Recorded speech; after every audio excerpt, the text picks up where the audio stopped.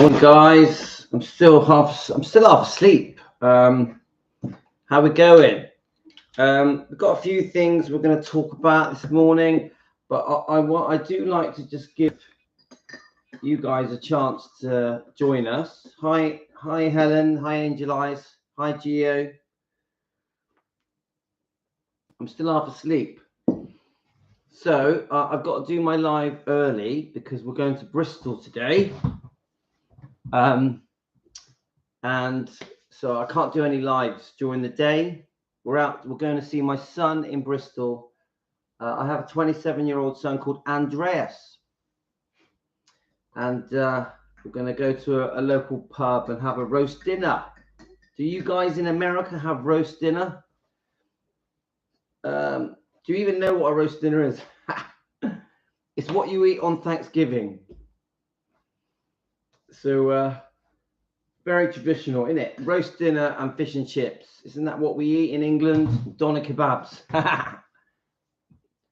Right, so while I was waiting, yes, we like a bit of apple sauce, Angel Eyes. I love a roast dinner, always have done. My wife loves a roast dinner. She loves cooking a roast dinner, my wife does. So they're in the lounge. It's early in the morning. I'm expecting some noise. I'm expecting the dogs to bark. The kids will be in and out probably. So I said to my wife, look, let me just have 1 hour to do a live before everything goes mad. And I've got to walk the dogs before we go to Bristol. So just so you know, we're in southwest UK near Bristol. And my name's Louis, defending Elvis Presley. Fans want the truth. And of course, we have a butter coffee. Many of you mentioned my butter coffee. It is literally normal coffee. I've got a blender, like an electric blender. You put a lump of butter in about that big, a bit of milk, obviously boiling water, and you just blend it till it goes all frothy. And then it doesn't taste like butter. It tastes like clotted cream. So I would say I would call it a clotted cream coffee, and it stops you feeling hungry all the time. Yeah, the hardest thing about losing weight, because I'm on a carnivore diet, keto diet. Look up Dr. Ken Berry. He saved my life. Yeah. Not only did I regain my health, but I also lost weight fast. Yeah. These coffees stop me feeling hungry all the time. I only have 2 a day. Now what I do, I water them down, make them last, but I only have 2 coffees a day. Helen, I'm about 2 miles, yeah, but I spent my whole life on Western Supermare Seaside. I spent all my business years on Western Seaside with my twin brother, but I also grew up on Western Seaside with my family. My dad had a very small backstreet cafe just a few hundred yards away from the beach. So I grew up on Western Beach. That is my life. My whole life has been Western Supermare Beach. So I have very much had a beach life. Yeah. Yeah. Oh, that's nice. I had fish and chip shops, restaurants, bars, nightclubs, even an amusement arcade. And I grew up. The way I got into business was when I was about 7 years old. Me and my twin brother would walk up and down the beach collecting bottles. Do you remember that in those days it was the glass bottles, yeah? And we would take them back to the shop seller, you know, the little kiosk on the beach. He would give us like a penny or something, or half a p per bottle. And that is how me and my twin brother got into business, age 7. And we never stopped. From that age, Western Supermare Beach, me and my brother always learned how to make money together, always, right up until we retired, semi-retired, around when we were 46. So we had a very active, busy life. We worked very hard. We used to work 7 days, 7 nights for 20 years. So we really, really worked hard, me and my twin. So, but great memories, great memories. Luan, any coffee, any coffee, any coffee. I'm going to add some any coffee with milk, and I do add a tiny dash of honey. A tiny dash, not much. Just a quarter of a spoon of honey, just to take the edge off a bit. So, how's Luan? Okay, we got Luano all the way from Australia. G'day, sport. How's it going? So, Luan, I used to watch Escape to the Country UK program. Fine. Do you know what? I love living in England. I love living in England. I was born in Weston-super-Mare, so I was born in England. My parents came over to London in the 1960s. And then my dad had a friend in Weston-super-Mare, my seaside town. So my dad moved to Weston-super-Mare with his friend. And they were very much into the 60s. So they were very much into Dean Martin, Frank Sinatra, Elvis, the Beatles, yeah? And so I think, and my dad would dress in that way, yeah? So, you know, my dad always believed in dressing smart and loved the casinos and the horse racing and all the usual stuff. Smoked too many cigarettes, gambled too much with the cards, poker. Typical 1950s bloke, my dad was. Worked way too hard. Nescafe, yeah, we do like a Nescafe. So morning, Emily. So I'm going to go over some stuff to do with Derby Shore, which is a really good Facebook page. We're going to go over that. Let me just get Derby Shore's Facebook page up. This Facebook page, guys. This has got a wealth of information to do with Elvis. She's a proper researcher. Derby isn't like me. I just sort of chat and debate and chop and change my topics. But Derby, please like this face page. Derby, she really knows what she's talking about. She's amazing. Brilliant. I love her information. And it's much more accurate than me. My information tends to be, I'm going to take this off to getting too hot. My information tends to be just sort of a bit here, a bit there. And I think this, I think that. It's a bit of a mix and match. I'm not a professional. It's more of a chat with you guys. My style of defending Elvis or doing Elvis videos. Remember, we are defending Elvis, but we are also an Elvis channel. So we do a mixture of things. Where Derby, she really does properly like do her thing. Derby does. I'm not sure if you can get it. Do any of you know Derby? She's brilliant. She is brilliant. So we're going to go over some stuff there. But just now, I was waiting to come on, and this YouTube site came up. I thought, what a good site, and it's reviewing. You know, we all love the Elvis movies, don't we, guys? We all grew up watching these Elvis movies. So I thought, let me just show you guys. It's called Bud. Have any of you heard of it? It's called, I've only just found this. It's called Bud Glass. Let's let it try and focus. Let's go back a bit. Let's go to here. See if it focuses. Bud Glass. Have any of you heard of it?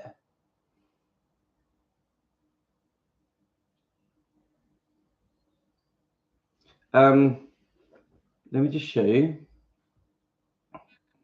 But there we go. Bud Glass. And it's the film Double Trouble, episode 1, Behind the Image. Bud Glass. Budglass. I've never seen it before, and I thought, oh, what a really good. I'm gonna. I just thought, city, just like any other member. let's see if we can get it on here. So with the coffee, you were saying, yeah, right. I don't want to spend ages talking about it because it annoys people, but I am on carnivore diet, keto diet, and I use Dr. Ken Berry's advice on YouTube. I was very unwell. I just put his name in there on YouTube. I was very unwell, guys. I was overweight. I had high blood sugar, high blood pressure. I was getting very, very bad dizzy spells. And my stomach had ballooned like I was pregnant. I had no energy. And I went on this diet, just stumbled on it by mistake. The carnivore diet, the keto diet, look it up. It changed my life. I lost all my weight. My blood sugars went back to normal. My blood pressure lowered. My big belly disappeared. My energy levels returned massively. This is why I'm so full of energy. And I mainly eat fatty meat and eggs, cheese, omelets, that kind of stuff. I have a little bit of salad, a little bit of veg, a small amount of fruit, some nuts. That's it. I do not touch sugar, bread, pasta, rice, or potato. Don't touch any of it. I repeat, I do not touch sugar, bread, pasta, rice, or potato. And since I changed my diet in that way, I've remained healthy for a year, nearly 18 months now. I've been on this diet and I am very fit, very healthy. My blood pressure is the same as a 30-year-old man, and I highly recommend it, guys. Yeah, Helen, yes, it is, but many people don't realize that many foods turn into sugar. Many foods, bread, pasta, rice, potato, all turns into sugar. Even people think orange juice is good for you. It's not. It's full of sugar. Hi. Yeah, go and look next to my bed. There's one there. Next to where I sleep. You little brat. Love you. Go on. The screen is going to come. No. Oh, that's tomorrow. Yeah, but you know, there's a phone next to the bed. Go and get it. Next to the bed. See, that's my lovely little 4-year-old boy. So, guys, it saved my life. I don't really want to talk about it too much. It saved my life. And the reason I mention it on here is because I just think I'm 57. Look what it did for me. What can it do? What could it do for you? It really suits people over 40. If you want to lose weight, it stops you being type 2 diabetic as well. If you are type 2 diabetic and you go to the carnivore keto diet, within 3 months you won't be. It will take you off insulin. I know it's hard to believe, guys, but it works. Fatty meat, eggs, and morning wife. Anyway, let's. I want to play a bit of this video. I think you'll like it. I'm gonna look up this guy's channel because I like this.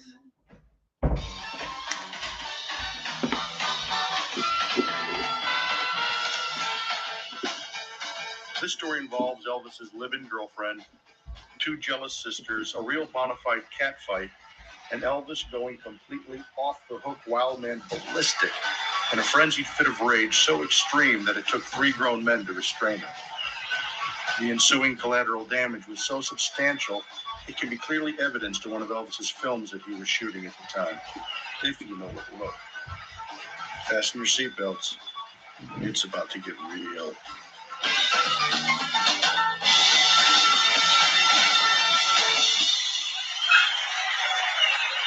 There's a true story in it, and I'd like to share the story with you.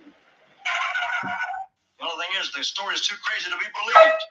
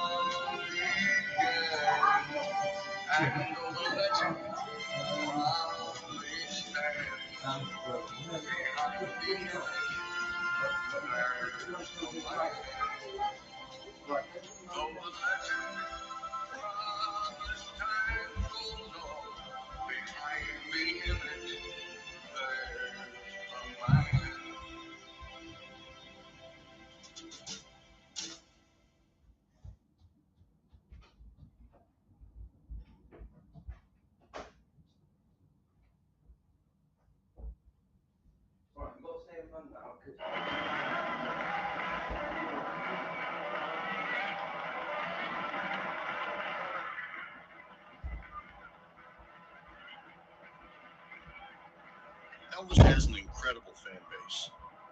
As much as they adored him, Elvis really loved and respected his fans, whom he attributed much of his success. Something Elvis told his fans from the stage at the I just thought, show in Las Vegas. His 1956 film. He'd always make some snappy little snide remark like, "Ah, today I sang to a bird." He'd just make fun of the movies, and then he'd go in the house, and that was kind of the extent of it.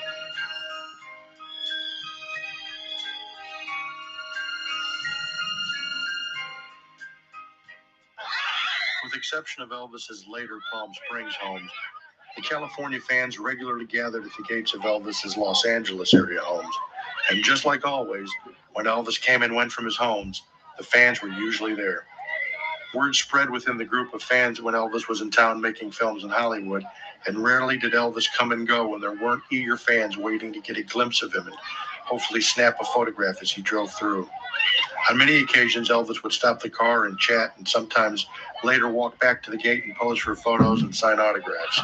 Again, it's important to understand how impressive this is for any star, much less the most popular rock star / movie star / sex symbol on the planet. And at the height of his career, nonetheless. It's been said that within just about any group of people, everyone knows someone who's an idiot. If you don't, well, then you're most likely the idiot. Having said that, the combination of human nature and the odds of probability both dictate whenever you get that many different people with a wide variety of backgrounds together coming to the gates of your home for that many years, there's bound to be a few with irrational behavior that undoubtedly has the great potential to spur some bizarre incidents. There's been too many weird things happening to me lately. And although Elvis was most definitely a chick magnet, many of those who were at the gates back then, well, let's just say the butter had definitely slid off their dish. Sometimes that's all one needs to know. Enter the sisters Mary and Marian.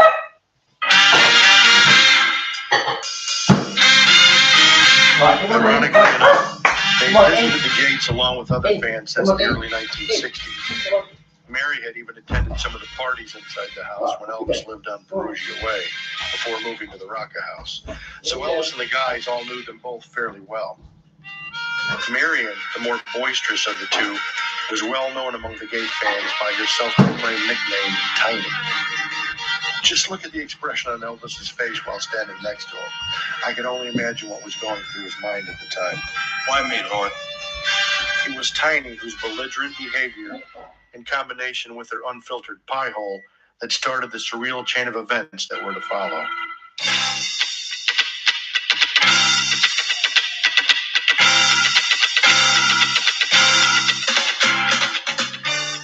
You have to remember that back then, it was a totally different world. I mean, it wasn't really considered ethical for people to live together outside of marriage. And, even Frank Sinatra, back in his early days, was arrested on a morals charge. And his crime was having sex with a woman outside of wedlock. So you have to keep that in perspective, even though this was several years later. In 1966, Elvis was still unmarried, although his future wife, Priscilla had been his live-in girlfriend for the previous 4 years. If you don't pump the big question, I can't get the big answer. It was always talk of marriage and the relationship. It's funny. It's funny how he's explaining to us just how different things were in the 60s, and I really struggle to get this across properly to people that many people judge Elvis as if it was 2024, so they call him names about Priscilla's age, quite derogatory names that really annoy me, but they don't put themselves in 1959, in 1962, yeah? Then everything's different. Everything's different. I'll just play this little clip a second, what she's about to say, Priscilla, and then we'll move on to what I want to do. For the previous 4 years. If they don't pump the big question, they can't get the big answer. It was always talk of marriage and the relationship, so I just didn't know when. And I actually liked not being married because everything was always, it went so well. I mean, and at that time, there was pressure. There was a lot of pressure because you did not live together at that time, you know. You see? So you get the idea. But anyway, that is called Bud Glass. Let me just show you it. I'm going to watch more of his videos. They seem really good. Bud Glass. I know it's not really focusing properly. Bud Glass. Budglass. Bud Glass. I like it. I'm going to need to... It's very bright in here, isn't it? It's like too bright. Making me look like a ghost. That's better. It's just too... It's so... I don't know why. It's really bright in it. Right. It's making my face look white. Right. Right, there's a couple of things I wanted to say. I had Derby Shaw. We've been going through her Facebook page, picking out a few different bits. I found a very interesting story from Billy Smith, which I thought was just cute. So I'm going to read that. It's not that long. But then there's another section to do with Vernon's will as well, Elvis's will. Who owns Graceland, stuff like that. So I thought, you know what, let's just read it out. And obviously the divorce, things like that. Let's have a look. Let me just see. So I think I'll read the Billy story first. And then we'll go to the more serious stuff. So I just thought the Billy story was really cute. Remember, right, are we ready, guys? Now there's a section on here that's all things Elvis. All things Elvis. It's Derby Shaw's Facebook page, DARBYSHAW, Derby Shaw. It's not focusing this morning, but Derby Shaw Facebook page. Very good. Yeah. Hi, Michelle. Hi, Emily. Hi, Helen. Hi, Nicola. Nicola says, did he marry her because she was pregnant? It's very possible, isn't it, guys? This is what we were discussing yesterday. Right, I'm going to read this section. So, November the 6th, 1948, 13-year-old Elvis and 5-year-old Billy. Now, this is talking about when they moved from Tupelo, I think. Yeah, from Tupelo, and they traveled to Memphis in a 1943 Plymouth, which I think now there's a replica of it or a copy of it or equivalent to it now outside the house in Tupelo on Old Sotillo Road. Yeah, I think we've all seen the picture of that vehicle. Some of you have seen the actual vehicle, the 1943 Plymouth. Have any of you seen it? Hi, SK. So let's have a look. Oh yeah, happy Sundays, guys. Happy Sunday. So let's have a look. So in case you've just joined us, I have to do an early live because we're going to Bristol today for the day. So moved together, the 13-year-old Elvis and 5-year-old Billy Smith and their families moved together from Tupelo to Memphis, traveling in a 1943 Plymouth. They were hoping there would be better employment opportunities in Memphis. The car was picked with as much as, oh, hang on, let me just say this again. The car was packed with as much as possible, but they returned to Tupelo at a later date to get their belongings they had left. Now, could you imagine that? You've got little Billy Smith, who was 5, Elvis, who was 13. I think there were 6 of them in the car, squeezed in, packed all their stuff, and drove to Memphis with the hope of better job opportunities. Could you imagine that? Billy's father, Travis, and Vernon and Elvis sat in the front seat. Let's try and picture this, yeah, guys? Billy's father, Travis, Vernon and Elvis sat in the front seat, and Billy's mother, Lorraine, Gladys, and his brother, Bobby, sat in the back seat, with Billy playing on the floor. Vernon let Elvis shift the gears, with the gear shifter located on the floor. So are we picturing this, guys? You got little Elvis, little 13-year-old Elvis. He's allowed to do the gear shifting as they make their way to Memphis, with no idea of what the future holds. I just find that amazing.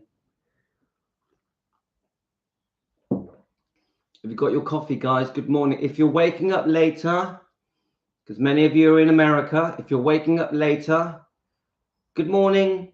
I hope you had a good sleep. Hope you enjoy our show. And around the world, we've got UK, Canada, Australia, and many other countries watching us. Morning to all of you. Hope you enjoy what we're doing. It was a smart move, wasn't it?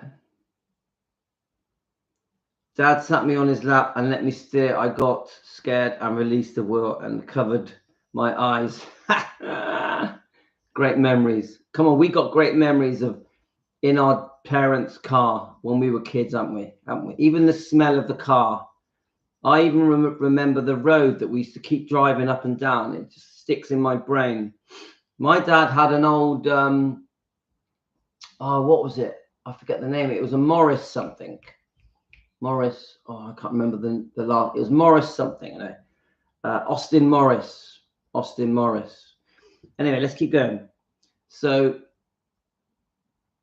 Elvis would shift the gears. So they're on their way to Memphis in the 1943 Plymouth. In Memphis, they moved into 210 Washington Street, a 2-family, 1 shared bathroom house.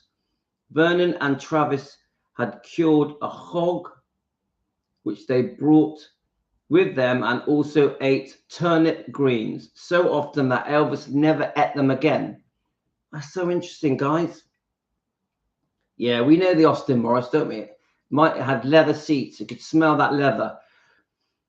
So they moved into a house, 210 Washington Street, a 2-family, 1 shared bathroom house. Vernon and Travis had killed a hog, basically a pig. That was dinner, which they brought with them, and also ate turnip greens. And Elvis ate so many turnip greens, he never ate them again. It made him hate them, because this is how poor they were, guys. Times were rough until finding jobs. So basically, they went there with no jobs. Geo, I had a metallic blue Ford Capri, 2.8 injection. Geo, 2.8 injection. Mine was metallic blue. What year was it? I'm trying to remember the age it was. I think it was. I had it in 1986, but it was obviously an old one. It was the new shape. 2.8 injection, yeah? Do you remember that, Gio? Yeah, I loved it as well. I actually had 2. I had a metallic blue and a metallic grey one. 2.8 injection, loved it. I think I'm trying to remember what age it was. I got a feeling it was around 1980 or something. I can't remember. Let's just check your comments. Yeah, I love the full Capri. I love it.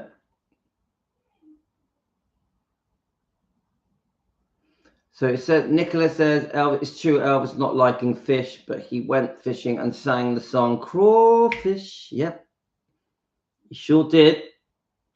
We all love King Creole. Yeah, yeah. For us British guys, the Capri was like a Mustang, wasn't it? It was. Yeah, that's why I had two of them.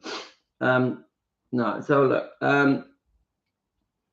So we're getting a picture in our brain here about times were rough until finding jobs. They put cardboard in their worn out shoes to cover the holes in the bottom of the shoe. There was a nearby store that sold fresh vegetables and fruit, and unsold produce would be thrown out into the barrels behind the store. We know where this is going, don't we? One day, Elvis was walking by the store and saw the bottom of two small shoes moving and sticking out of the barrel. Elvis went over and pulled the boy out of the barrel. It was Billy Smith, who had tried to get some bananas that were thrown into the bottom but fell in and couldn't get out. Elvis laughed when he got Billy out because Billy never let go of the bananas. So we can see how poor they were, guys. Billy, desperate enough to go into the back of this store, trying to find some old bananas that had been thrown out by the store owner. Elvis notices his shoes sticking out of a barrel, and Elvis pulls him out, and it's Billy. Elvis laughs his head off. I just think, even though that's a funny story, it also just shows you just how desperately poor they were. Really funny, really funny. And that story was taken from Elvis Fans Matters, so Billy's channel, Elvis Fans Matters.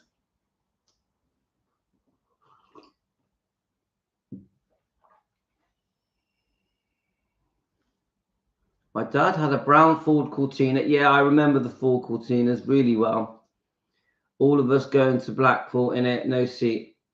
I had a Mark 1 Escort, as well. That was my second car. My first car was a Hillman Imp. Any of you remember that? It's a funny, awkward looking car, but it was really fast. Second car was a Mark 1 Escort. Third car was the Capri, the full Capri. We're talking mid-80s here. Right, so there's that story, which I thought was a really cute story. Now, I wanted to get more serious, and we're going to talk about... let's have a look. Actually, no, do you know what? Before I get serious, I want to talk... Billy talks about Lisa visiting Graceland during the summer of 1978. I want to read that first, because I thought it was really cute. So this is an old interview. Now it shows an old picture here of Lisa Marie. And then there's a newspaper cutting where Billy is discussing living with Lisa. I thought I wanted to read that to you guys. Just really cute. Okay, so I don't know how long we've got. It's all to do with the kids waking up, and obviously we want to walk the dogs. So Lisa Marie, this is the article. The light's being funny today. It's not really letting me focus anything. Here we go. Now, this is all off Derby Shaw's Facebook page, okay? I highly recommend you guys subscribe to Derby Shaw. She's brilliant.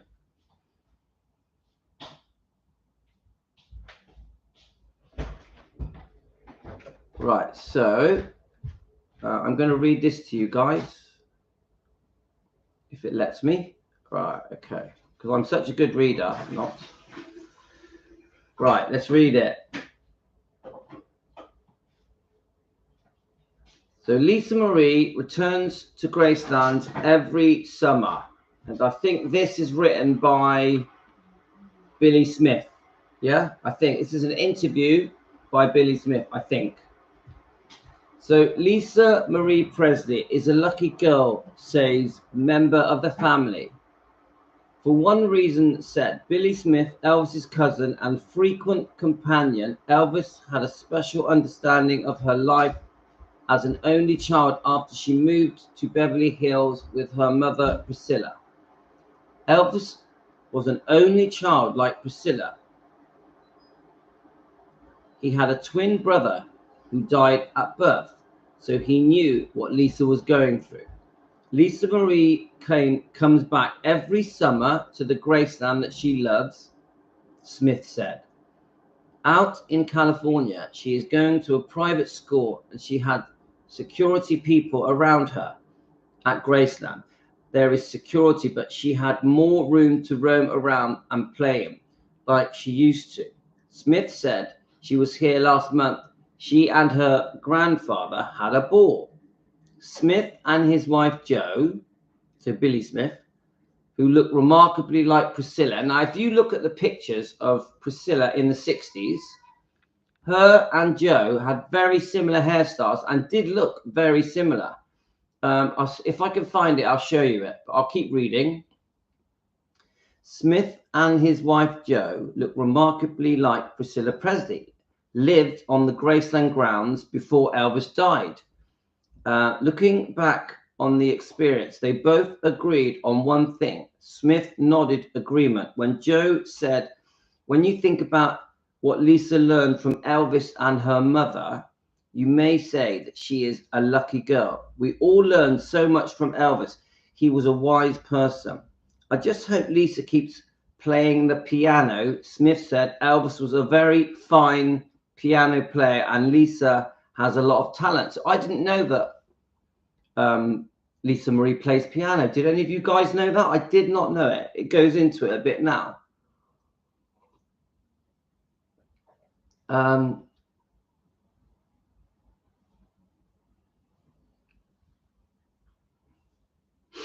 Okay, I'm just checking your comments, guys. Right. Oh, thanks, Nicola. You're welcome. Have a great day, Nicola. So she started taking, right, this is about the piano lessons, yeah? Which I didn't, did any of you know that she took piano lessons? I didn't know that. She started taking piano lessons when she moved to California. One time she came back to visit Elvis. She sat down at the piano and played for him.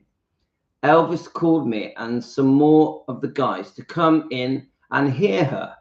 Sometimes he would play part of the music and she would play the other part. Isn't that lovely? So Lisa Marie was having piano lessons. She would come and visit Elvis, her father, and Elvis would start playing and she would finish it off. They would play together on the piano. What a beautiful thought. What a beautiful memory. Didn't know that, guys. There was an organ upstairs and Lisa learned to play it too. She could be a fine pianist someday. So Billy is saying that Lisa Marie one day could be a fine pianist. Maybe I'll still be around to see it. Thinking of Lisa's last visit to Graceland in July, Jo said she still likes to get out in an old stretch t-shirt and play and get dirty. Her favorite thing to do is ride the golf cart. All the staff's children love it when Lisa comes home, she said. So yeah, so she's playing with the staff's children. You can imagine in Graceland's, many of the staff have children and Lisa would play with them and race around on the go-kart. She is like her father. When Elvis bought himself a horse, he bought everyone. He didn't want anybody left out. And he liked being in a big crowd, not bossing anybody, but just fitting right in. Lisa is like that. When Lisa rides a golf cart, she wants everybody to ride. She isn't spoiled. She never thinks of herself as a superstar daughter. Now this, I like that. That little section is important to me because Lisa Marie, they talk about Lisa Marie as if she's like, was this very difficult, spoilt, maybe even nasty child that was not very nice to the staff at Graceland. But this says something completely different. This says, let's just read it. When Lisa rides a golf cart, she wants everybody to ride one. She isn't spoiled. She never thinks of herself as a superstar's daughter. So she was kind at Graceland. I've never agreed with this rubbish that Elvis would fire people, sack people if Lisa said so. I don't believe it. I know that she jokes about it, that she would say it to them when she was a little kid, yeah? Just for a laugh. I don't believe that Elvis ever sacked anyone because of what Lisa said. I know Lisa said it, but she sort of said it as a joke. She laughed about it. And I think this is her when she's a bit older, what he's saying. Elvis was like that too. He treated everybody alike. He was at everyone's level. He didn't put himself above people. He never got that way. He loved people and respected them for whatever job there was. Again, don't we know this about Elvis? How kind and good-hearted he was? And I'll repeat that bit. Elvis was like that too. He treated everyone alike. He was at everyone's level. He didn't put himself above people. He never got that way. He loved people and respected them for whatever job there was. See, guys, Elvis treated everyone as an equal. Everyone.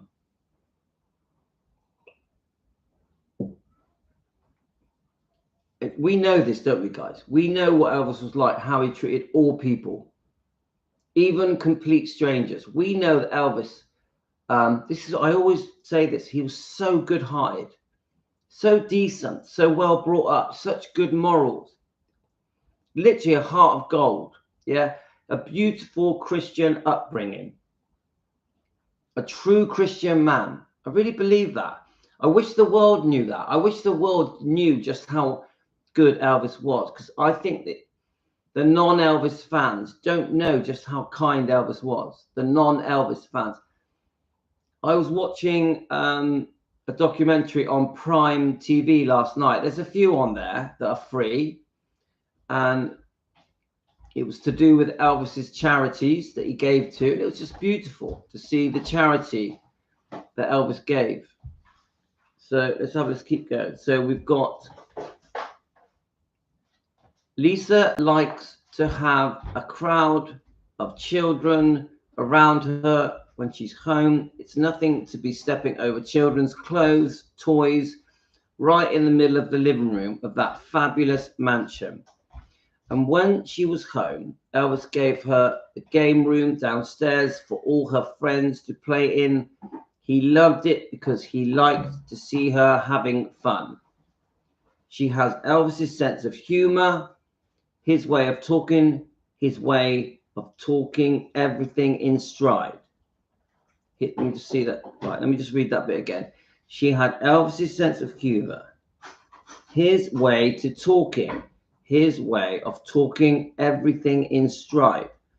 Joe thought for a while and said, to have a father like Elvis, to learn so much about life and people from him, yes, Lisa is a lucky girl. She'll be all right.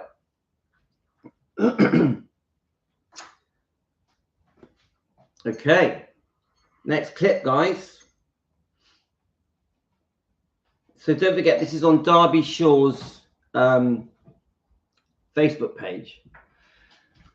Okay, so we've got, all right, let's have a look. So now what it is, it's come up lately to do with who owns Graceland. Let's have a look.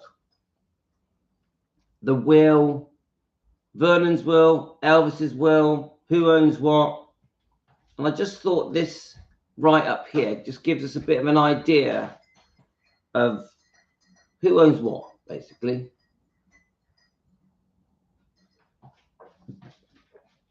Let's read a couple of your comments and then we'll start reading it.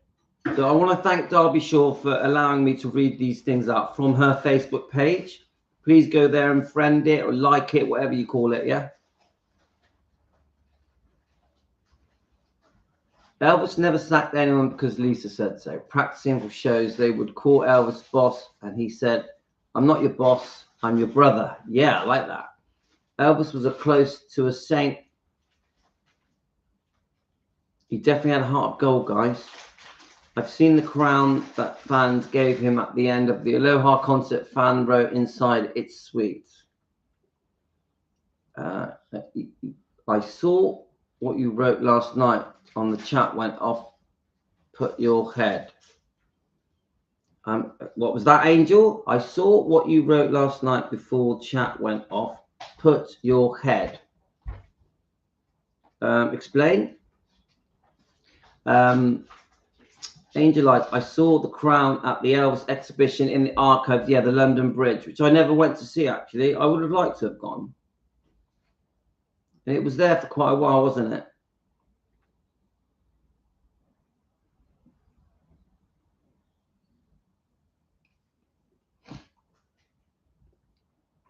Hi, Finola.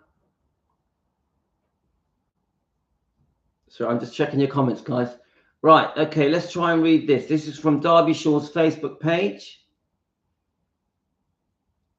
So it's not a bit, actually, I just thought, actually, I'll just quickly put on that we're live, just in case anyone's missed it.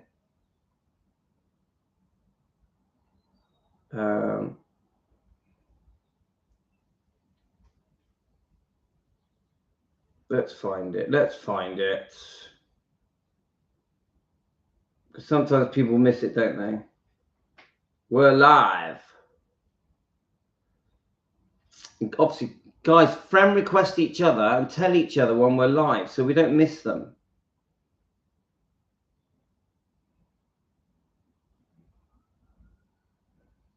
We know that YouTube is completely useless at letting people know we're live. Yeah. The notifications don't work. I know that Elaine's so funny. She keeps telling us how to get the notifications. Yeah. But I'm telling you, YouTube are not notifying us. They're not notifying us. There's many people are not getting the notifications. I love you, Elaine. It's broken. YouTube is broken.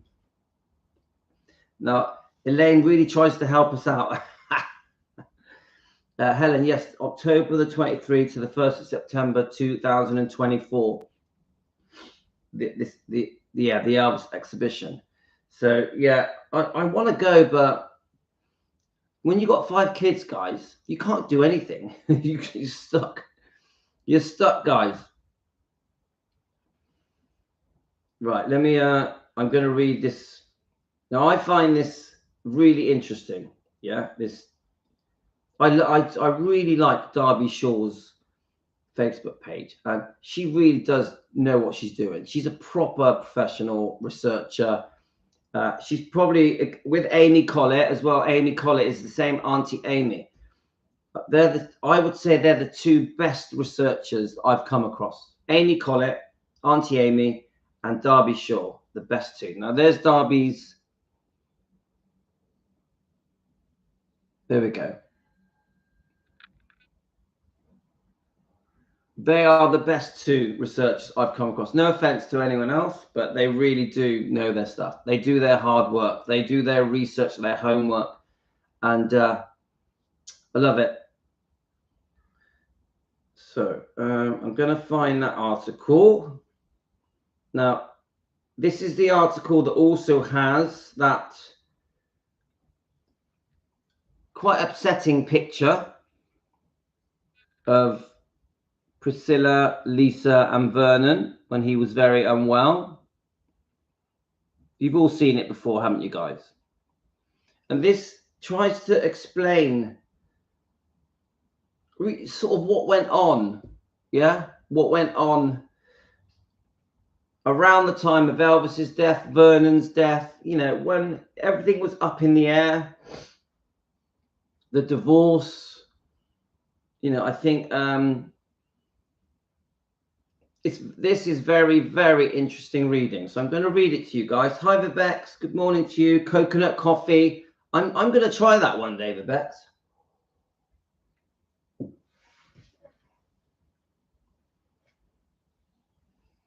Am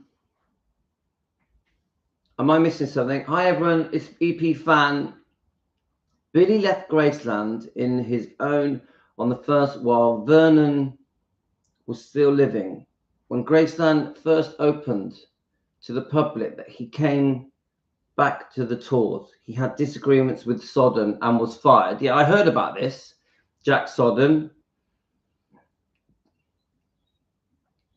I'll tell you what, isn't it upsetting that poor little 5-year-old Billy Smith got in that car, the 1943 Plymouth, with Elvis? Yeah, there's 6 of them in that car, and they drive to Memphis, from Tupelo to Memphis, which is, to me, is the beginning of everything. But Billy is excluded from everything. Excluded. It's just so wrong, isn't it, guys? It's so wrong that Billy is outed from Graceland. Makes no sense at all. It's complete madness. It's very unfair. And Elvis would not be happy about it. If Elvis knew just how excluded Billy was, Billy and Joe, he'd be upset about it. He'd be upset. Come on, they were in that car together. Really poor. Desperate. Almost no food, guys. No job, no food. And they're so desperate, they move to Memphis. I'm surprised the car even made it. I'm surprised the 1943 Plymouth even made it. Okay, I'm swigging my coffee. Right. So Derby Shaw here is trying to get things accurate for the timeline of what went on, okay? So this is Derby Shaw's words. Thank you, Derby Shaw, for taking the time to put this together. Thank you for allowing us to talk about it on my show. Vernon did not add Priscilla to his will the day before he died. Now, this has come up, hasn't it, guys? So, yes, there was an alteration to the will, to Vernon's will. Yeah, there was. But as I'm just trying to go from memory. But I think the alteration had to do with Sandy Miller, Vernon's possessions, artifact, you know, like his cars, his clothing, his jewelry. He wanted Sandy Miller. He wanted, his brother and sister added to the will. Is that right? I'm going to read this. It'll probably explain it. Let's read it. Right, so I repeat. Vernon did not add Priscilla to his will the day before he died, June 1979. He added Priscilla on the April the 24th, 1978. So let's really read this, yeah? So it didn't happen the day before he died. So I know that many are trying to say, oh my God, Priscilla forced Vernon to change his will the day before he died. It doesn't seem that that's the case. So let's keep reading. So he added Priscilla on April the 24th, 1978. It doesn't really change how it all went down. But in order to remain credible, we must do our best to present accurate information. And I fully agree with this. That Derby is saying we need to get things right, because obviously we are quite just a chatty channel. We chat, don't we, guys? So we don't always get our facts right here at Defending Elvis. So this kind of information is very helpful for us to get things right. Yeah? Yeah, so Michelle says the alteration was his sister and his brother. But I wonder if there was anything added for Sandy Miller, the nurse that looked after him. And I was reading something yesterday. I think Sandy Miller was with Vernon for about 5 years. Yeah, as it may be originally as his nurse, but then eventually they were seeing each other and got engaged. So I don't know for definite. Oh, thanks, Michelle. Right, let's start reading. Yeah. When Elvis divorced Priscilla on the 15th of August 1972, amended and ordered October the 9th, 1973. The marital termination specifically stated on page 6, section 11, waiver of right to inherit. Each party waives any and all rights to inherit the estate of the other at his or her death, or to take property of the other by device of bequest, unless under will executed subsequent to the effective date hereof. Guys, you know that I'm terrible at reading documents, but I'll keep going. Now this bit's interesting, guys. Before I read it, I'm gonna warm my coffee because it's interesting.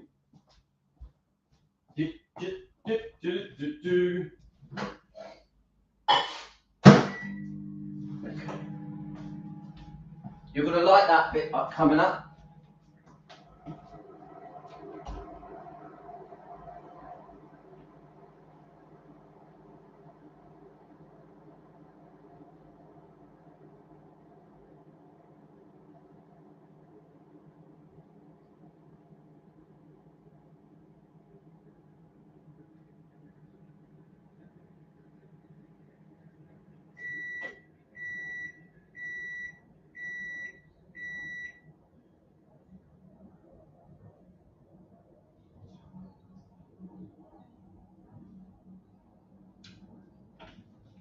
Okay. Get the coffee. I hope you guys got your coffee. I'm just reading the last section now. And I'm done, baby. You don't want one, do you?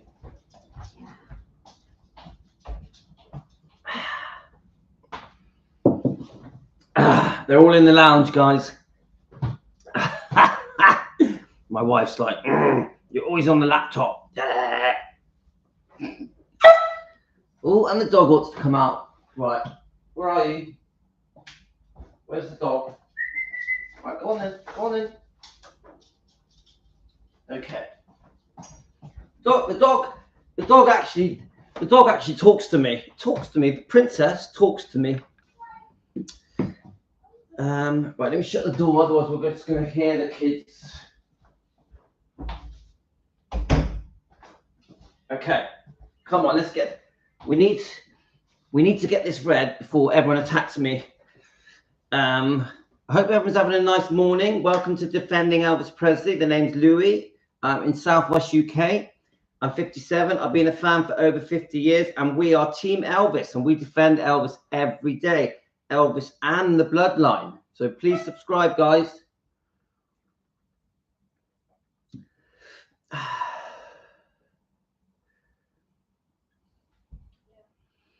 I found a copy of the book at thrift shop a few years ago. It's not bad unless judgmental people judge it. Let's have a look. See how happy Louis is. Bless him. He loves chatting with us about Elvis. So he's kind, isn't he? So glad I found this channel. Oh, thanks, Nicola. I do love it. But I do play. Hi, Pet Cavajal. Angel, you want to see the dog? Yeah, we will. We're going to introduce the dog to you. Don't worry. I love them, but they drive me mad. Helen, they bark. They never stop barking. They literally. I've got the most barking dogs that ever. Oh, I do get stick from the wife. Don't worry, guys. I do. She thinks I like going on here more than. Believe it or not, before we were doing the live streams, I'd be watching films. I'd be watching a film. So it's either watch a film or go live. So to me, there's no difference. So I'd rather do this. Yeah. So don't worry, guys. Oh, I had 3 cats. Nicola, I had 3 cats. They all got very old and died, but yeah, they are. They're trying to talk, aren't they? Michelle, the dogs are trying to talk, aren't they? It's So, okay, let's read this. So this bit is quite important. Who's left? Ella's here, isn't she? Yeah, Ella's there. She's like, Ella is like behind me. Can you see her? Ella, she's like a guard dog. Now, if I call her over, she will start barking for ages. For ages. So I'm not going to. Yeah, I love John Wayne. I love Clark Gable. Come on, we all love everything from the old days. All of us do. All of us here love everything from the old days. Anything. You name it. I love The Wizard of Oz. I love The Wizard of Oz. I love Judy Garland. I make my kids watch it as well. Yeah, Ella is very cute. Yeah, we love cats. And I even had budgerigars. Budgerigars. Ella, is Ella and Princess your dog's names? Yes. So Princess is the mum. She's 16. She's very elderly. She's partially blind, partially deaf, but still very fit, still very strong. Ella is her daughter, and Ella is 11. So the way that Princess was named, 16 years ago, we were driving home from buying the dog, Princess, the little puppy, which was the size of my hand. So Princess was as big as my hand, yeah? And we're driving home in the car, and my daughter then was only about 3. So Talia was 3, who she's now just turned 18, yeah? So she might have been 2.5, yeah? So Talia, my 2.5-year-old daughter, is holding Princess like this. And I said to Talia, as we're driving home, Talia, what should we call the dog? And Talia said, she's my princess. She's my princess. Yeah? That's how she got the name Princess. It's cute. Cute. Little did I know that my 2.5-year-old daughter, Talia, would grow up to be an 18-year-old lion. She's a handful. My 18-year-old daughter is a handful. She's a stunning, beautiful girl. She is a loud person. Loud. So that's how she was named. That's how she was named Princess. Right. Okay. Let's just check your comments. She's definitely a strong woman. She just had a tattoo done. 18 years old. First thing she does, goes get a tattoo. I didn't have a say in it. She's going to do what she wants. Yeah, 8. She hasn't calmed down. She's got louder. Right, Priscilla. Now, here we go. This is going to be interesting, guys. Priscilla attempted at least 2 times to use this to gain access to Elvis's estate. Now, this bit upsets me. Michelle, you're going to like this. You've probably read it already. But this is where you see Priscilla, the businesswoman, on the attack. You know, I don't know the exact timing, but after Elvis's death, after Vernon's death, or just before Vernon's death, there is definitely an effort here by Priscilla to be, I would say, she feels that she's entitled to half of the estate. Even in the divorce settlement, the second divorce settlement that she was not allowed, when she went for that second divorce settlement, which I think was like, I don't even know the amount, 1.5 million, who knows? I don't know. Yeah. We know about the deed of trust that was created so they could, because Elvis couldn't afford the second divorce settlement. So it was broken down into installments. Yeah. Obviously, she had a certain amount given to her up front, and then it was installments. So the deed of trust, the charge was created, the lien was put on Graceland so that Elvis could pay what Priscilla was demanding in installments. It was disgusting. It's one of the most disgusting things Priscilla did was to put a lien on Graceland's This is whilst Elvis was alive, whilst Elvis was very sick, chronically sick, at the same time as the Elvis tell-all book, Elvis What Happened by the Memphis Mafia was released. Disgusting. Elvis was very sick, very, very sick, heavily medicated. He was so desperately ill, he didn't really know where to turn. He was that bad, yeah? And she's there demanding this money. Literally, she's demanding half of everything. She is literally saying, I'm entitled to half of everything. Crazy. Crazy. This is a second divorce settlement. Elvis had already been very, very generous and given her a very good divorce settlement the first time round. So this is pure greed and pure nastiness. This is my opinion. Pure greed and nastiness.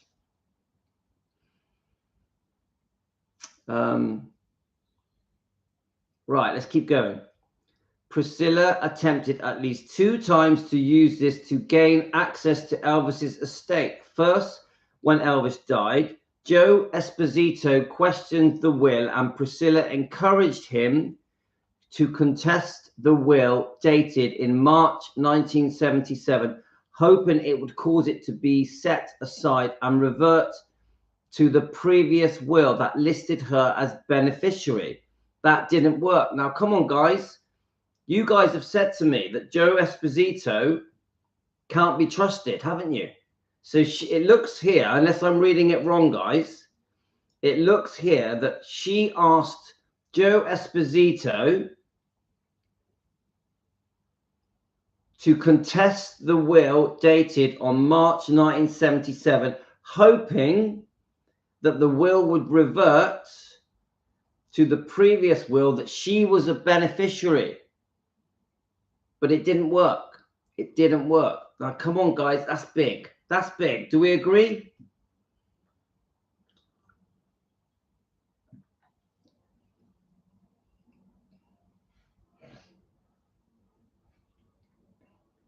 I can't answer that. All I can say is this.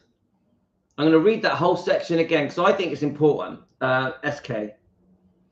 Priscilla attempted at least 2 times to use this to gain access to Elvis's estate. First, when Elvis died, Joe Esposito questioned the will and Priscilla encouraged him to contest the will and dated March 1977, hoping it would cause it to be set aside and revert to the previous will. So the previous will listed her as beneficiary, and that didn't work. That's a big deal, guys. That is a big deal. Right, let's keep going. Priscilla rallied the troops and convinced Vernon naming her as co-executive is what was best for Lisa. Again, I'll say that again. Priscilla rallied the troops. So Priscilla is really trying to get some control here, isn't she? She wants to be co-executor. Yeah? So I'll repeat that section. Priscilla rallied the troops and convinced Vernon that naming her as co-executor is what was best for Lisa Marie. So Priscilla is using Lisa Marie as leverage. I repeat, Priscilla is using Lisa Marie as leverage so that she can become co-executor. Yeah? And she's saying this is what's best for Lisa Marie. So Lisa Marie is her way of give me everything. Make me have power. I want to control everything, I think. Yeah. The attempt was successful. Right. This is important. The attempt was successful. On April the 24th, 1978, witnessed by 2 nurses, Catherine Futris and Mary E. Harris, and notarized by Drayton Beecher Smith. We've all heard of Drayton Beecher Smith, yeah? Vernon amended his will. Now, this is a big deal, guys. Vernon amended his will. Now, then there's a note here. Interesting that Vernon. No, sorry. Elvis Presley did not leave Priscilla as a co-trustee or executor. Now, remember this. Elvis's will, very clear. Elvis' will did not leave Priscilla as a co-trustee or executor. Elvis's will named the National Bank of Commerce in Memphis as executor if Vernon did not have a successor and was unable to serve as executor. So it's very clear. It's very, very clear, guys. Elvis did not want Priscilla on the will. Yeah, do we agree with that? It's crystal clear.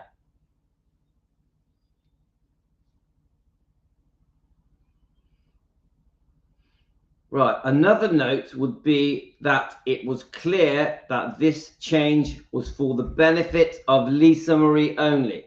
So in the end, I think, if I'm reading it right, when Vernon did allow her on the 24th of April in 1978 to be a co-executor, basically he's given her power, hasn't he? She's like one of the owners on behalf of Lisa Marie. It's saying it was clear that this change was not for the benefit of Lisa only. Vernon had made it clear in a letter after Elvis died that Priscilla should have no expectations to be included in Elvis's will as she had been provided for in the divorce, which is completely true, guys. She had been provided for in the divorce big time. She was so greedy. The amount of money she took from Elvis, really from her own daughter, Lisa, because everything belonged to Lisa, didn't it? So all the money that Priscilla got, yeah, on that second divorce settlement was Lisa's. Do we agree with that, guys? All this money grabbing, greed, massive amount of money was Lisa's money.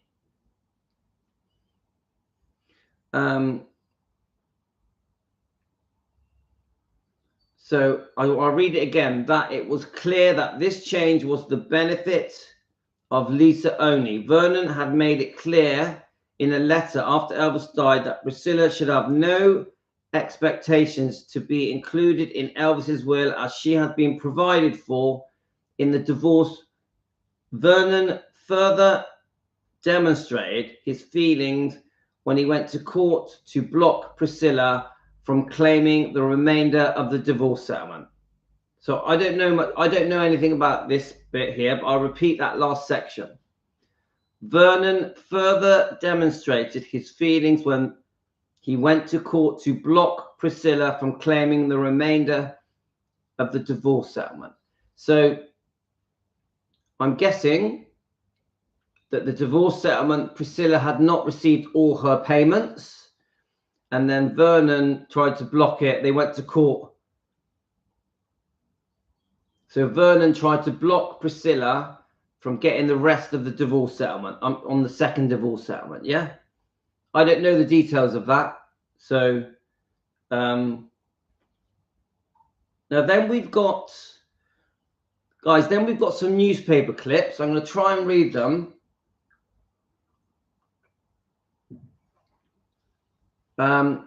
It was a good size estate and major business, still up in the air that time. No offense, but I believe Priscilla being involved helped a lot more than it hurt all these years. I'll tell you what, SK, no offense, mate, you are so wrong.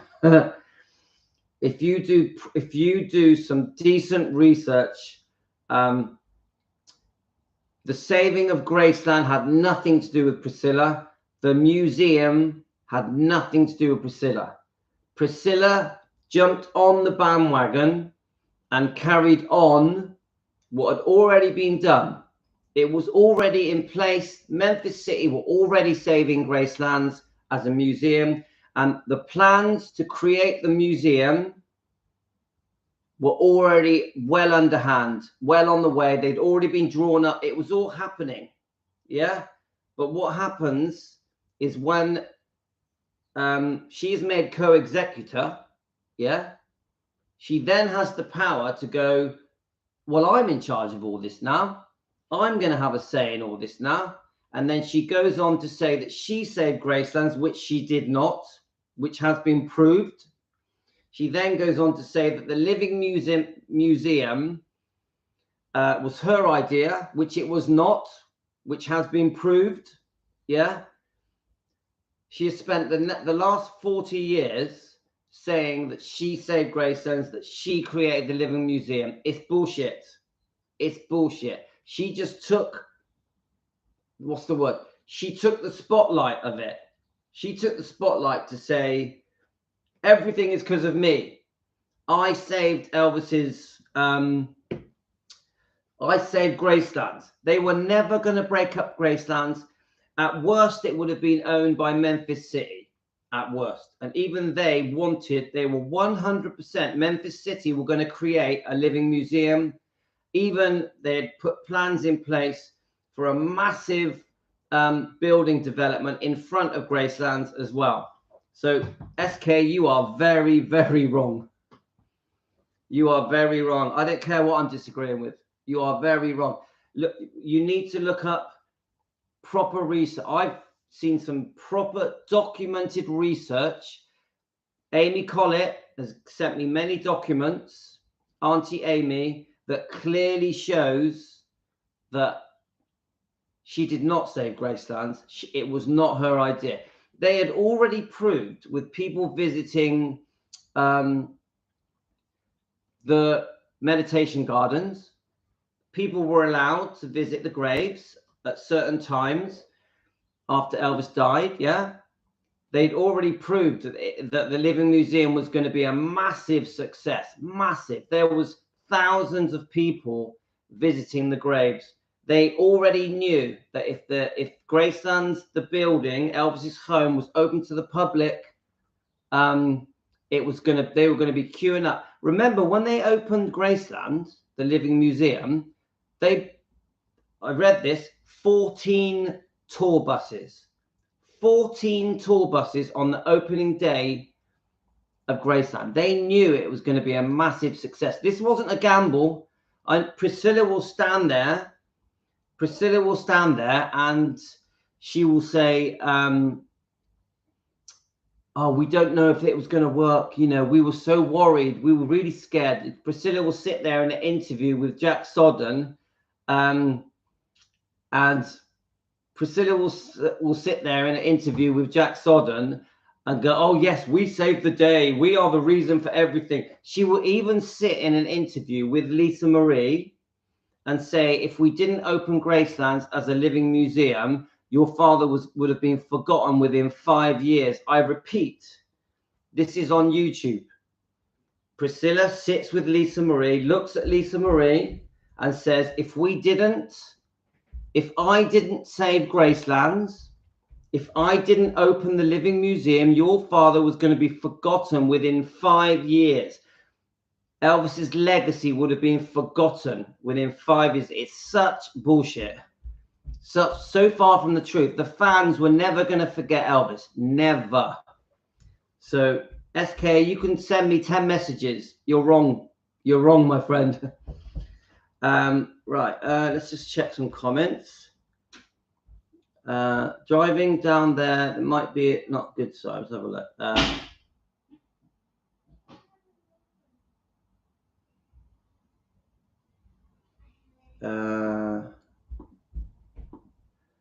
Let me just, sorry guys, I'm trying to go back on your comments. Quite a few comments went through then. Hi Olga, hi Emily, hi Pamela.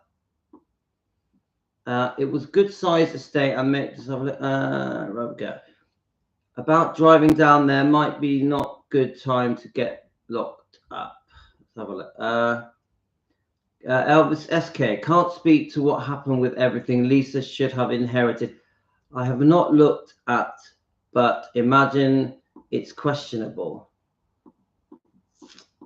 I'm talking about the fans connecting with family of Elvis and having a part of that all these years. Michelle, she robbed Lisa blind. Priscilla did damage starting from May 1967. I'm not disagreeing with books and terrible Coppola film, Money and Chaos. Nothing good about Prissy. This is Emily. Everything she touched destroyed. Memphis City couldn't have done anything close to the family connection with Elvis. Memphis City couldn't have done anything close to the family connection with Elvis. I'm not really sure what you mean by that.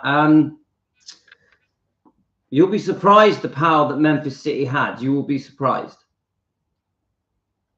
No offense, Lou, but you're not understanding my point regarding the element of family and Graceland. That's a major difference for sure all these years. No offense taken, my friend. Okay.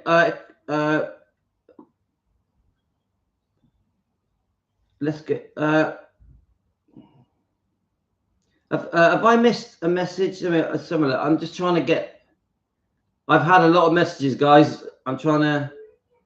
Which SK? Which particular message are you talking about? I'm sorry. There's so many. I've literally got 100 messages. I can't. SK. I can't find the message that you're talking about. But I'm just trying to see. I'm trying to find the message.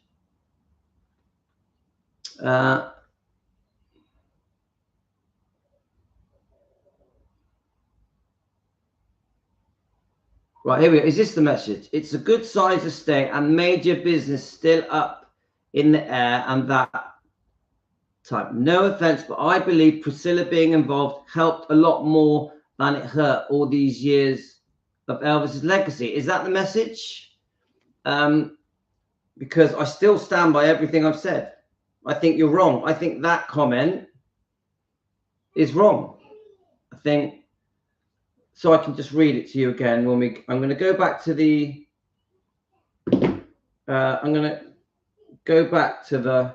so SK. Now remember, if someone says something that I think is just completely unfair to Elvis's legacy, his and to the history of Elvis, I'm all over it. I'm all over it. And anyone that tells me that Priscilla is the reason Graceland didn't get sold, or the reason that Elvis is remembered, or the reason for the opening of the Living Museum, I'm massively going to disagree, because I don't think it's true. Because I've had proof. I've got proof that Priscilla did not save Graceland. It was not her idea. Look at Morgan Maxfield. That's a good name to look up. But I've actually had the plans sent to me, drawn up by Memphis City of the opening of the Living Museum. I've had them sent to me by Amy Collett. I've also there's a lot went on even before Vernon died. To do with, how can I say it? To do with even Colonel Tom Parker, obviously Vernon, and Memphis City. A lot was going on. There was a lot of things all getting ready to launch the Living Museum. So I'll just read your comments. Let's hope Memphis City has the power to stop additional graves. Angel, my charger isn't working. Get a new charger. About Priscilla Presley being involved with Graceland from the beginning and having the family connection for fans, even though they were divorced. Elvis, right, connecting with fans isn't as good as what some city planners do. I didn't argue with any of that, Louis. I'm talking about the family connection with city planners. At least help to connect the fans with living families, such as the mothers of Elvis' child. Honestly, I'm not getting what you're saying, SK. I'm not getting what you're saying, okay. So I have very strong views about Priscilla and her parenting, Priscilla and her involvement with Elvis, with the relationship, with the breakup, with the unfaithfulness. Then financially, I think there was some very, very serious wrongdoing from Priscilla with the divorce settlements, both of them. Yeah. And then even when Elvis died, there's some serious wrongdoing, greedy, money grabbing. Yeah. I've got some serious views on that. And I've also got some very serious views on the when Vernon died, the money, the building, Elvis, you know, Gracelands and everything that comes with Gracelands, that was Lisa Marie's. That was Lisa Marie's. I've got some serious views about how Priscilla, on behalf of Lisa Marie, took advantage of the money, the building, the profit. I've got strong views about the selling off of Elvis Presley Enterprises, the leasing of Graceland's, the lease that was rented to Elvis Presley Enterprises, the whole deal with Bob Silliman, where Priscilla sold the name Presley, she sold the name Graceland. I've got serious issues with that. The whole thing is a mess, and it's all, to me, it's all about the greed of Priscilla. The fact that she was Lisa's mother, well, that makes it worse. The way that Priscilla left Elvis, the fact that she was unfaithful with Steve Peck, the dance instructor, in '68, just after Lisa Marie was born. Then you jump forward to the way she runs off with Mike Stone, the karate champion. Yeah, that you got all that mess. Then they have a divorce. Elvis is very fair, gives her a very fair divorce settlement. But then the massive greed, the cunning greed, the brutal, nasty greed, where she goes back for the second divorce settlement and even gets a lien, a charge placed on Graceland, created from the deed of trust. God, there's so much wrongdoing here, and it just gets worse and worse. After Vernon dies, it gets worse and worse and worse and worse. I give Priscilla no credit for saving Graceland, no credit for preserving Elvis's legacy, and no credit for the opening of the Living Museum. Yeah. And how many of you know this? Priscilla was not even at the opening of Graceland. Priscilla was not at the opening of Graceland. Now, what is that? She stands there and boastfully says, I saved Graceland. It was all my idea. I've saved Elvis's legacy on behalf of Lisa, who may one day live there. Yeah, she does that. All of the press turn up. Yeah, the paparazzi. She's looking stunning. She does this beautiful speech and makes herself look like a hero, the person that saved the day, that the whole world has been brainwashed and fallen for it. The whole world has been brainwashed and believe that Priscilla saved the day. Priscilla's clever businesswoman, smart businesswoman, saved Graceland, created the Living Museum. She takes all credit for it, full of credit. How many times have we seen Priscilla go, I will not let them sell it. It will not happen. It will never happen. Priscilla has said it again and again and again. It's bullshit. It's bullshit. The worst case scenario is that Memphis City would have took it over and created a Living Museum. Yeah. It was never going to get broken up. One of her interviews even says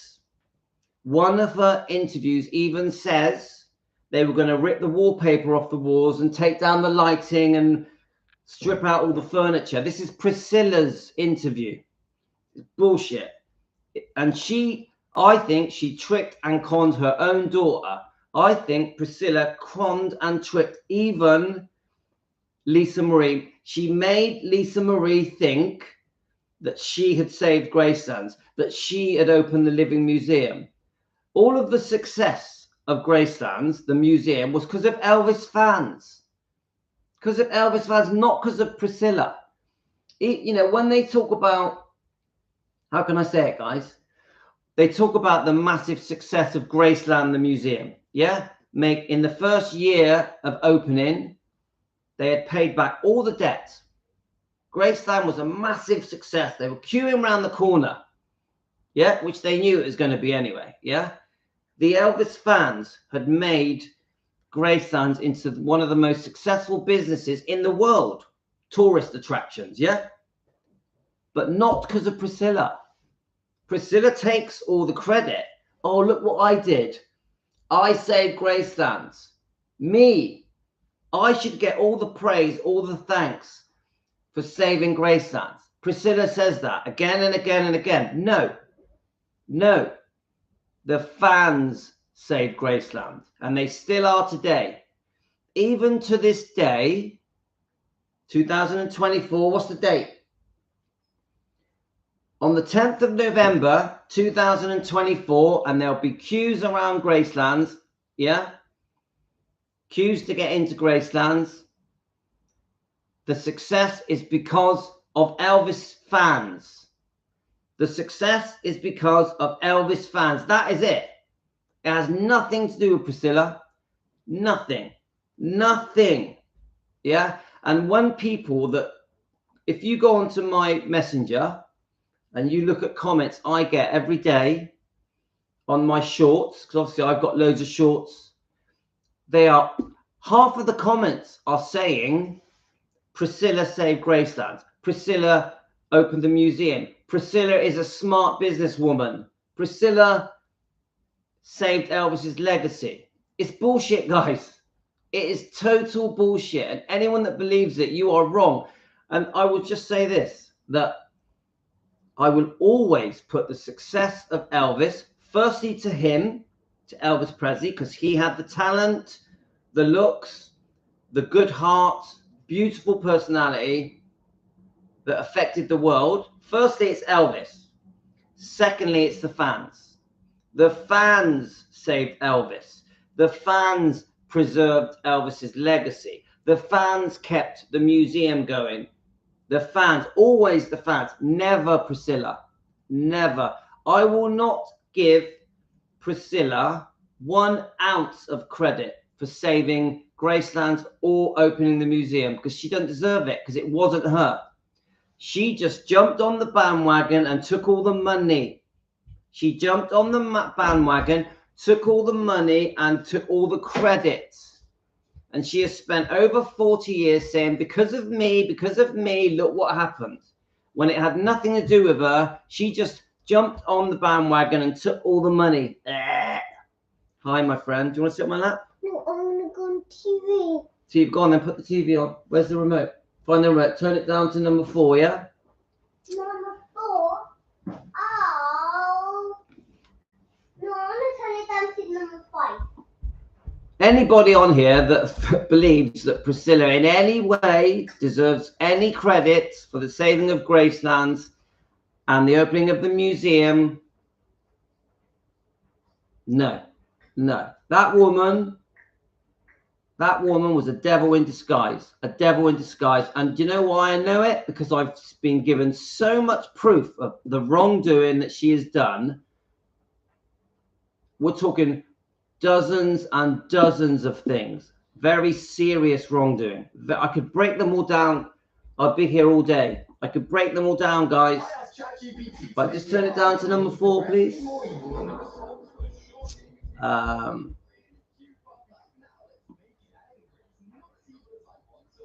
Guys, don't be brainwashed. Don't be brainwashed, guys. Don't fall for it.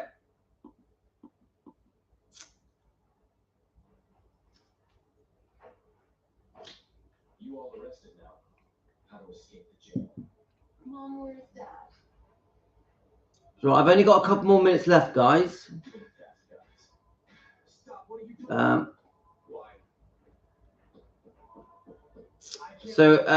SK says, no offense, Louis, but you're not understanding the point regarding the element of family and Graceland. That's made a major difference for sure for all those years. I just don't agree.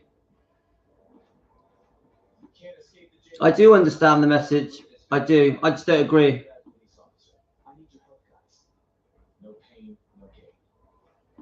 Sorry, I don't agree. All of your comments, I don't agree with SK. No offense, mate.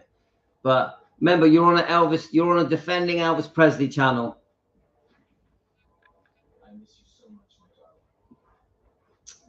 No, she is. I'm just quickly scanning through your comments. No, she's done some serious harm to Lisa Marie. Serious harm. Yeah. So sorry, mate.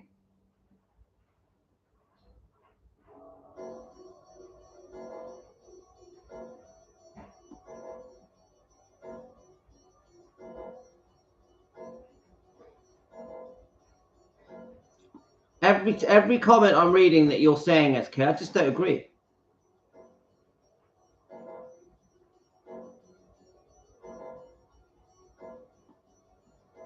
It's all brainwashing. It's all brainwashing. I don't fall for any of it. Not the candlelight vigils, not the birthdays. It's all money. Money, money, money, money, money, money, money. It always has been.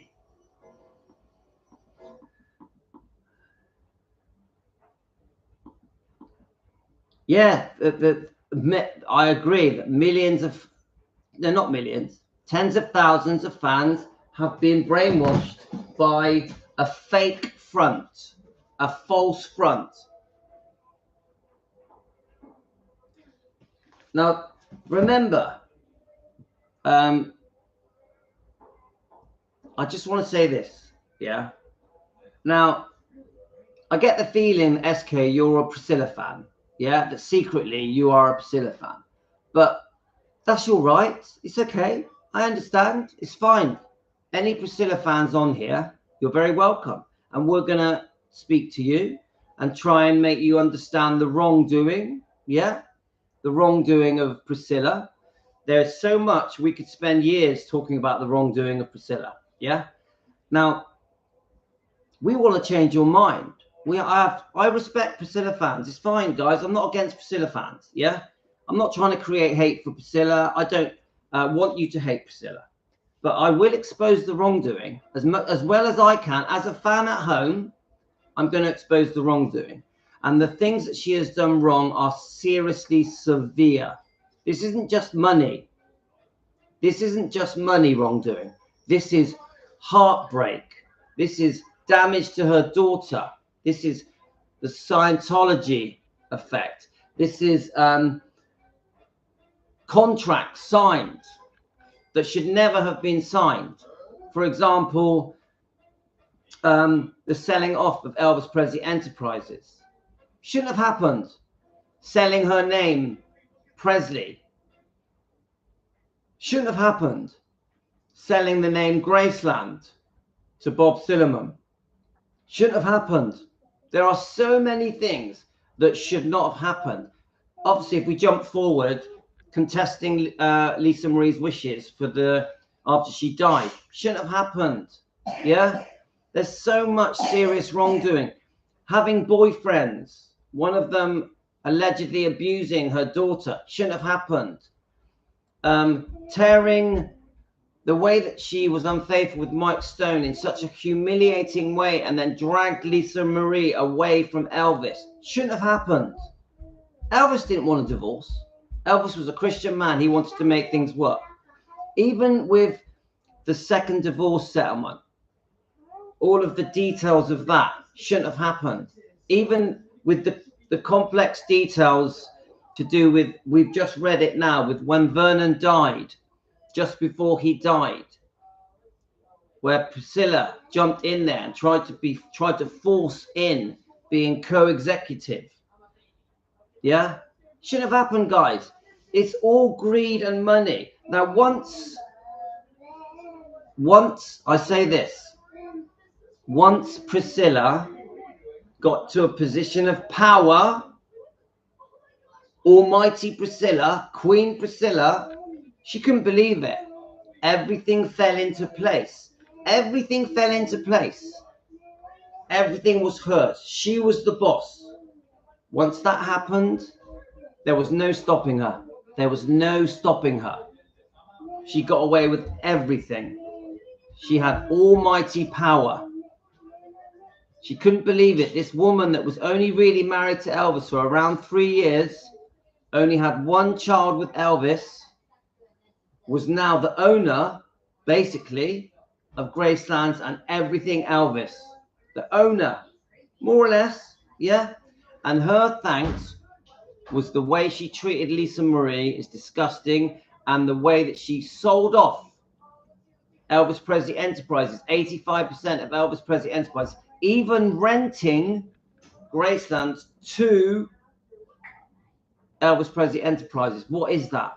There's a 99-year lease. They've rented Graceland to Bob Silliman. It's disgusting. Disgusting. At the hands of Priscilla. Disgusting. Disgusting. No one's going to change my mind. Okay, let's have a look.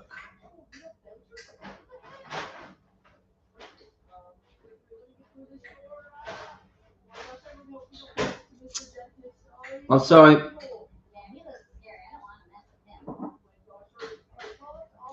I'm not right. SK, I'm not saying you're not a Elvis fan. I know you're an Elvis fan, but you're also a Priscilla fan, which is fine. It's fine. You see things differently than I do. If Priscilla is buried at Graceland, which I don't think she will be, just my feeling, I think a lot of the fans will never go. Thanks, Michelle. Now, I will say this, that what right does Priscilla have to be buried next to her ex-husband that she divorced, a horrible divorce, yeah, that she divorced 4 years before he died. What right does she have to be buried next to him? She even gave up the name Presley. After reading this book, what right does she have to be buried next to her ex-husband who she ripped off on a divorce settlement? She has no right. She was unfaithful to Elvis months after the baby was born. Anyway, guys, I'm going to have to wrap things up. So my advice to SK is you need to do some proper research, my friend. And I don't like to be this heavy-handed with a subscriber, yeah? But because I respect all people.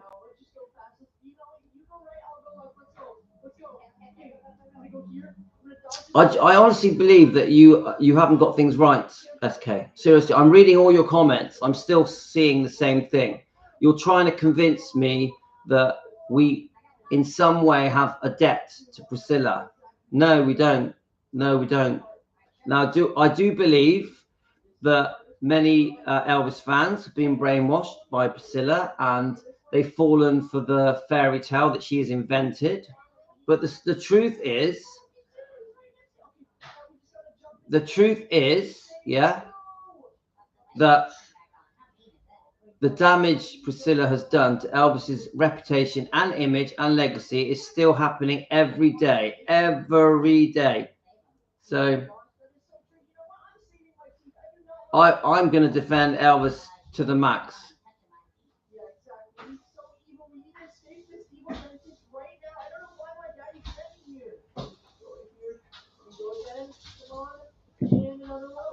I'm not against Priscilla fans. I want to change their mind. I want to help do the research.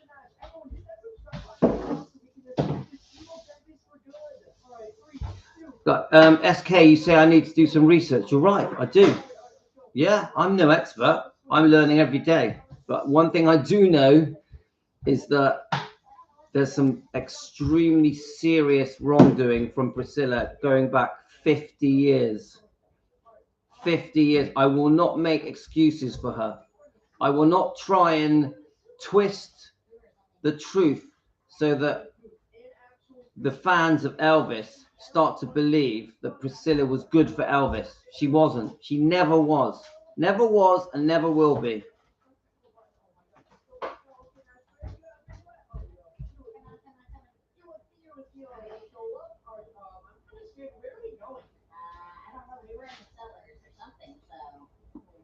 Let's just try and read some other comments before I go.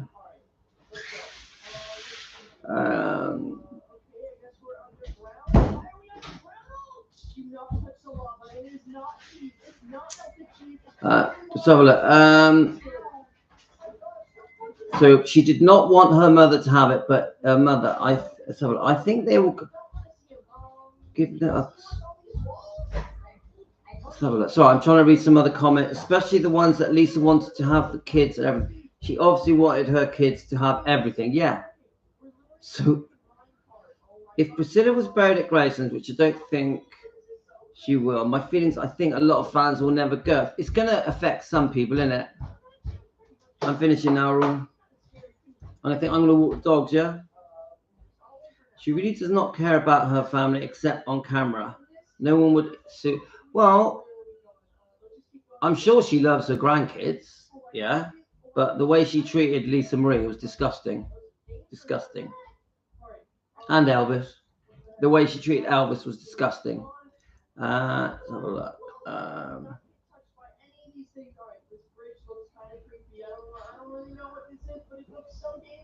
I think, yeah, Elizabeth, I think the way that Priscilla is towards her family is very odd, yeah? Because you've got her opposing her daughter's wishes after Lisa Marie died, and then more or less having a lawsuit with Riley, yeah?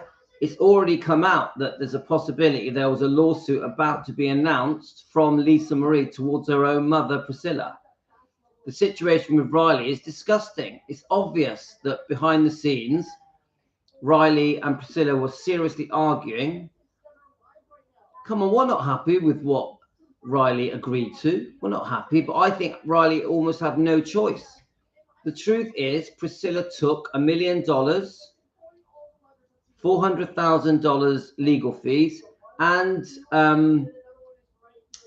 they agreed to allow her to be buried in the meditation garden, all because of threats from Priscilla towards Riley,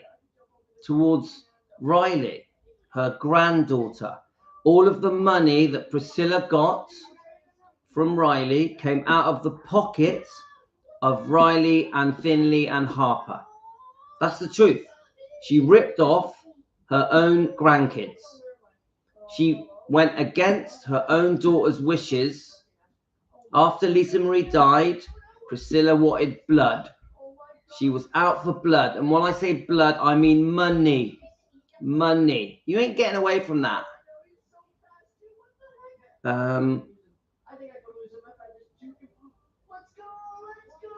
I still can't get over the fact that she went for Lisa when they were in the boardroom and told Lisa to get out of her chair. Thanks, Michelle. Thank you.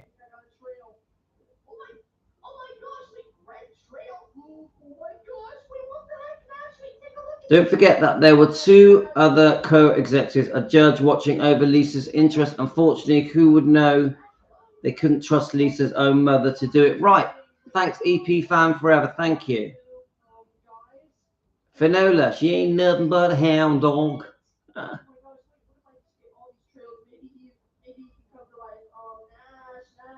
I'm just trying to scan through your comments, guys. So Elizabeth, she tried to sue her own daughter and say that she didn't know what she was doing, and then took money from her granddaughter by trying to sue them. Yes, thank you. Brilliant comment. Pamela, she's so successful, she was nearly broke. I don't think Priscilla was a smart, intelligent, great businesswoman. It's pretty easy to make money out of opening the Gracelands as a museum. It's not complicated, is it? If I was the owner of Gracelands in 1979, I would have made a fortune as well, wouldn't I? Yeah, not because of me, because of Elvis and the fans.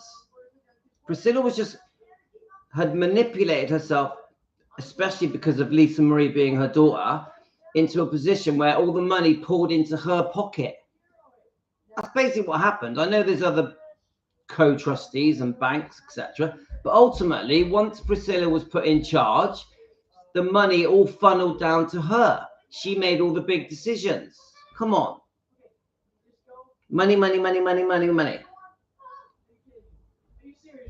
The fans saved Graceland's, and many of them came to see Priscilla as well. Even if that's true, even if they came to see Priscilla, yeah, there's loads of Priscilla fans. There are tens of thousands of Priscilla fans. We know that, but they're all brainwashed. They're all brainwashed. If they did their proper research, they probably wouldn't be Priscilla fans. So that doesn't mean nothing to me. Priscilla has been very involved there with the candlelight vigils. So what? So what? Of course she was. She was the owner of Graceland. She was, before she sold it off, Elvis Presley Enterprises was all about Priscilla making more money. The fact that she sold off 85% of it and then rented Graceland's to Elvis Presley Enterprises is just laughing. Whilst Priscilla was attending these birthdays and vigils, secretly behind the scenes, she was selling everything off. Come on. Let's have a look.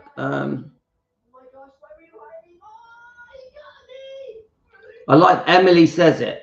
Emily, Graceland never needed Priscilla's presence. If anything, she's been nothing but a thief. And do you know what? That is true. For opinion, you know, for entertainment purposes, she has been squandering off masses of money. What her and Barry Siegel did is disgusting. They literally spent all of Lisa Marie's inheritance, all of it. I think she was left with something like $46,000 from $100 million.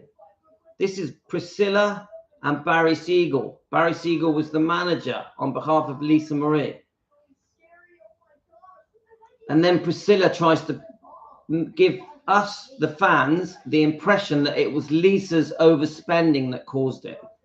Priscilla gave the impression that it was Lisa Marie's overspending that caused this massive loss of money. This has a lot to do with why Lisa Marie moved to England. Lisa Marie moved to England because she'd had enough, because all the people that were supposedly people that she should trust were ripping her off. That includes her mother. Lisa Marie moved to England to get away from the mess created by Priscilla and people like Barry Siegel. For entertainment purposes, guys, just opinions.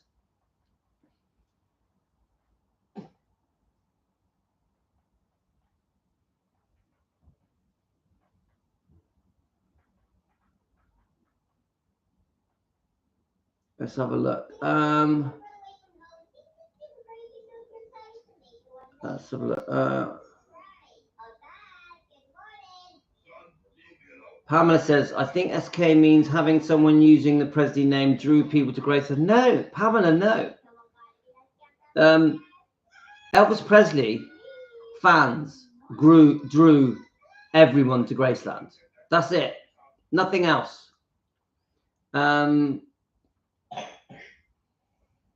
Oh yeah, we'd love to go to Graceland's, Pamela.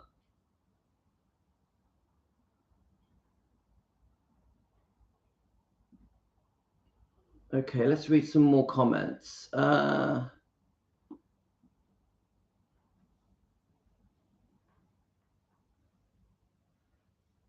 You buy pet. Let's have a look. Priscilla was after spousal support from Elvis to Priscilla's death does not release him from that contract. Let's have a look. Oh, did I freeze? Did I?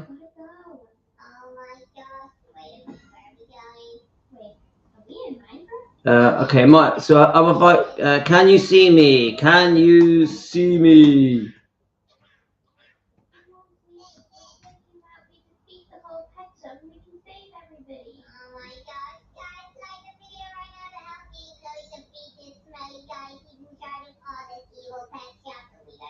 All right. Okay. Look. I know that Priscilla has got tens of thousands of fans. I know it. Priscilla is still very popular. That's because they don't know the truth. The reason Priscilla has so many fans is because of this book.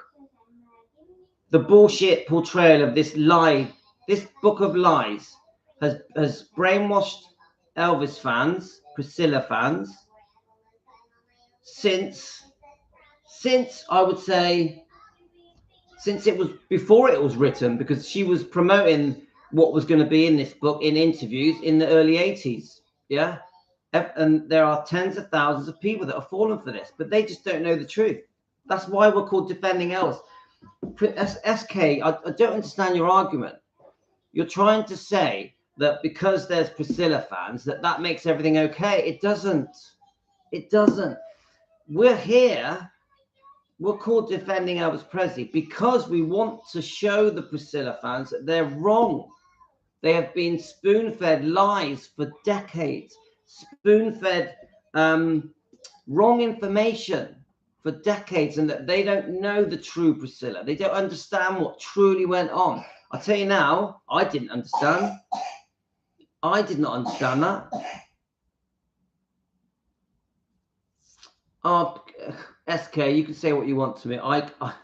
Your views are all in your messages. Your views are in your messages. Look, this isn't about SK. Yeah, I could be talking to anybody. I could be talking to anybody on here. If someone says something that I think is wrong and portrays Elvis in a way where Priscilla did good, yeah, takes credit for his reputation, his legacy, I'm going to disagree. Doesn't matter who it is. Does not matter who it is.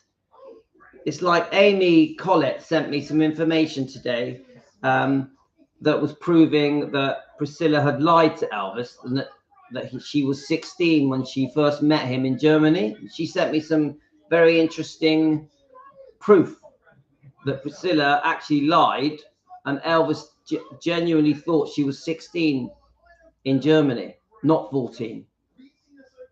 It all started way back. The lying, the greed, the need for spotlight, need for money, need for fame. It started way back, way before we all knew, way before. I'm not arguing, just disagreeing. So I just want to point out how many fans appreciated meeting her and seeing her. You want to argue the fact. Just a little odd to deny what you admitted out of principle. I've always said that Priscilla has a lot of fans. Always, since for years. Yeah, I've always said it. I know Priscilla has a lot of fans. Nothing compared to Elvis. She will have tens of thousands of fans that have been brainwashed. Yeah, that don't know the truth. But Elvis has hundreds of millions of fans. Hundreds of millions of fans. There is no comparison. Any other ex wouldn't get a look in. Teresa, if Priscilla left Elvis, he would have been the happiest man.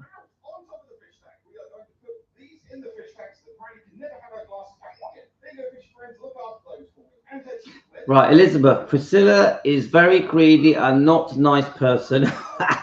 Yep. Come on, guys. Even the way she acted at the Graceland book signing. Terrible. Terrible. Come on. Listen to the stuff that has been put in this book from Lisa Marie's own words. Yeah, that Riley kept in this book.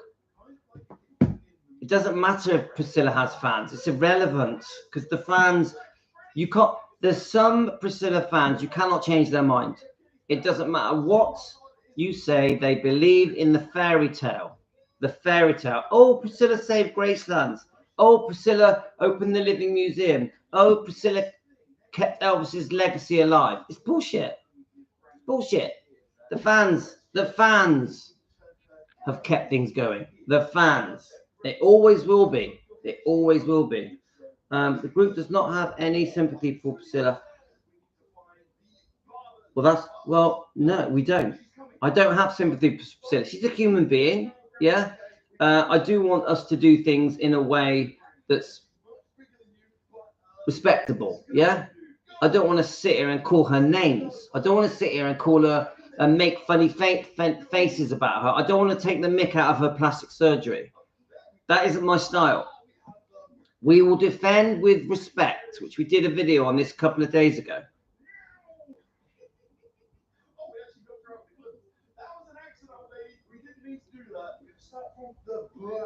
I don't even that comment, SK. Just I don't agree with it. I'm like, yes, she was given once she got almighty power, yeah. and was at the throne of Graceland. Yes, she was involved in everything. Priscilla, once she got in there, which she couldn't believe it, right? Because don't forget, she had run off with other men for years. She was with other men living a completely different life. Once Elvis died, Vernon died, and she got almighty power. She was involved in everything, whether it be the candlelight vigils, the birthdays, documentaries, biographies, movies, TV melodramas, auctioning off Elvis's items, any concerts, you name it. Priscilla had her hand in everything. It doesn't make it okay. It doesn't make it okay.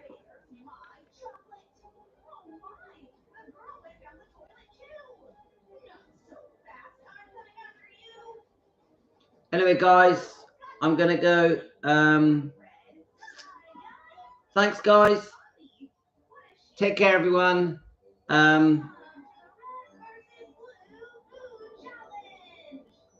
Cheers, guys. Have a great day. I'm off to Bristol, out with the family, and if you know, I respect everyone's views, but when people give me their views, if I don't agree, you're going to hear why I don't agree.